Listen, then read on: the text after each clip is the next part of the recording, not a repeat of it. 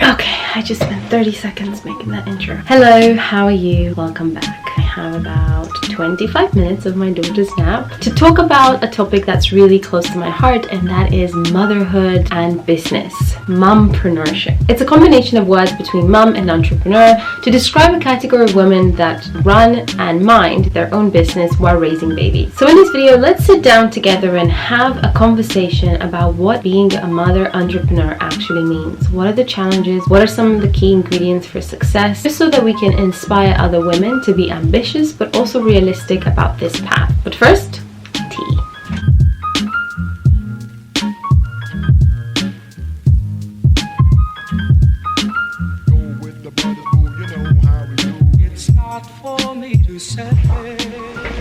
Much better. Also, as a side note, I'm wearing my favorite jumper, my Mama Bear jumper. Thanks, Mike. Let's get into it.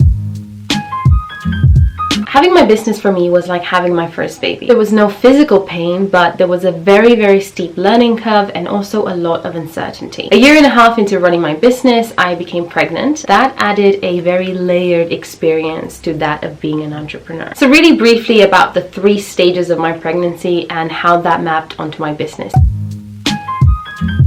This for me was the one when I had the lowest amount of energy. At the same time, you have to do lots of these public facing activities, running a team, attending events, networking, doing public speaking. You have to do all of these things while at the same time being aware of this life growing inside of you and other people not knowing what's going on. I remember clearly that I would wake up in those mornings with nausea and morning sickness, and I'd be expected to go to these events as if nothing was happening. I guess it all comes down to your personal decision of whether you want to tell people you're pregnant or not. In those very early stages especially, I didn't really see the point of sharing that I was pregnant because the reality is you can miscarry. And also I think it's such a personal thing between you and your partner that it doesn't necessarily need to be known until you're 100% comfortable doing so. And I think it sheltered me from a lot of unwarranted attention and reactions. People have some funny reactions when you tell them you're pregnant. It really blows my mind the kind of things that as women we're able to do while we're growing babies. In the early stages of my pregnancy, I had one of the most important moments of my career, delivered a keynote speech at Leeds Becker University in front of 300 people. It was a really amazing experience, even though I do remember that morning I had so much morning sickness and I didn't think I was going to be able to go through with it. I was hanging on to this very distant moment in the future when I'd be able to tell them, him or her, because I didn't know at the time, that they were on stage and delivered a public speech with their mother while they were in my belly. I had this very sweet moment in my head that really motivated me to go through with this. That was the first stage of the pregnancy, and I experienced a lot of physical symptoms, and it was quite taxing on the body, even though you couldn't tell the difference that I was pregnant.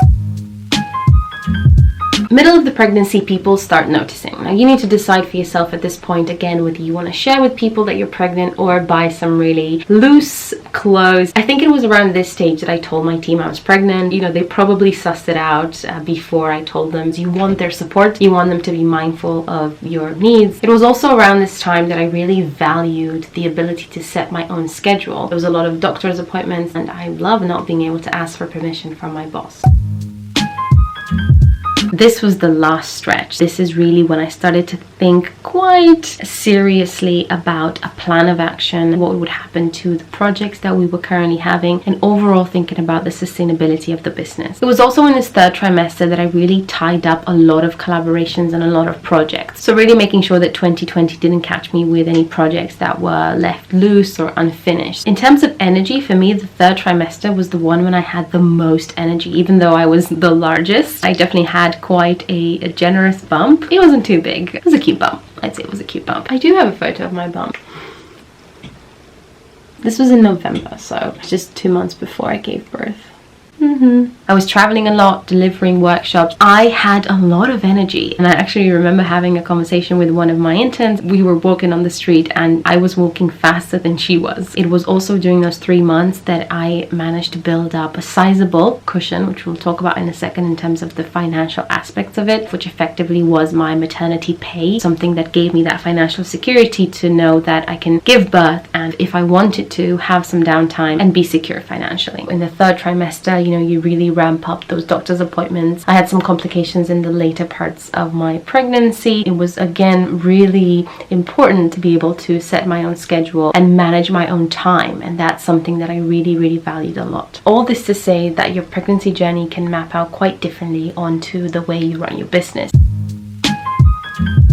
The first one is definitely being comfortable asking for help and delegating. I mentioned this in a previous video, but I think this is worth mentioning again. Really remembering that you do not get any prizes if you do it all yourself. Frankly, I resisted that help. I thought that it was going to be quite intrusive. That's because I was just insecure as a first-time mom, and I thought that I'd be getting a lot of unsolicited advice. It wasn't like that. I'd say the second quality for success would be being very aware of the fact that your business and your baby will grow together, and that requires finding a new rhythm. This leads me to my third and final point on this, and that's the fact that with this awareness of the fact that your business and your child will grow together, you need to manage your expectations in terms of the rate of growth for your business. I have these great plans of what I want my business to be and where I want it to go, but the reality is that the speed and the acceleration of that is going to be dampened. That's fine. Just knowing that and being comfortable with that and kind of processing that. It can lead to a lot of unhappiness and a disappointment if you expect the same kinds of things from yourself that you used to do. There will be a hit, but at the same time you're building something sustainable, a healthy foundation for you to grow your business in the long term. Right, now let's talk about challenges. Before we get into that, if you're enjoying this video, subscribe to my channel. It would mean a lot. Hit subscribe.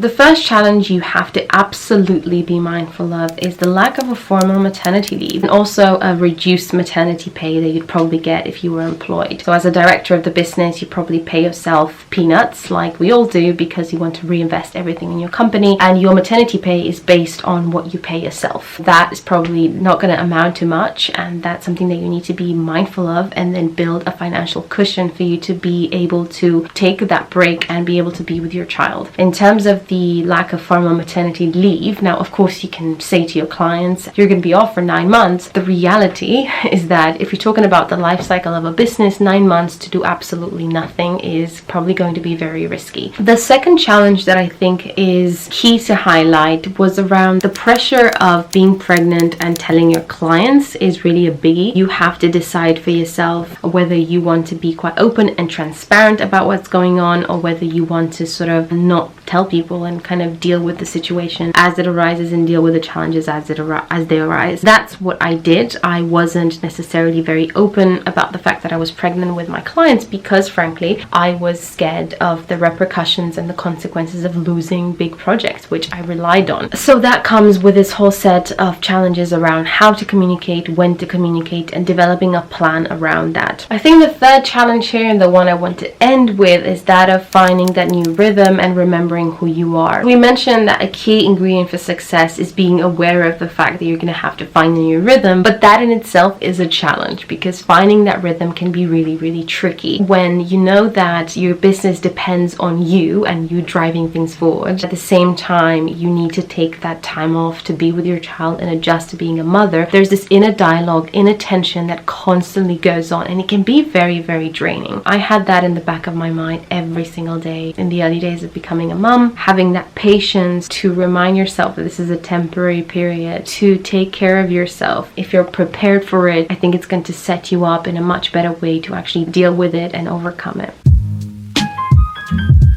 Overall, I am obviously a very passionate advocate of being a mother and running and minding your own business. It is very empowering. I have the freedom to set my own schedule, manage my time in a way that allows me to be with my daughter, but also develop my career. Ultimately, what drives me the most is knowing that I'm raising a daughter who will know that she had a mother that was going after her dreams while also raising her. This is what gives me this incredible amount of passion and energy for everything that I do.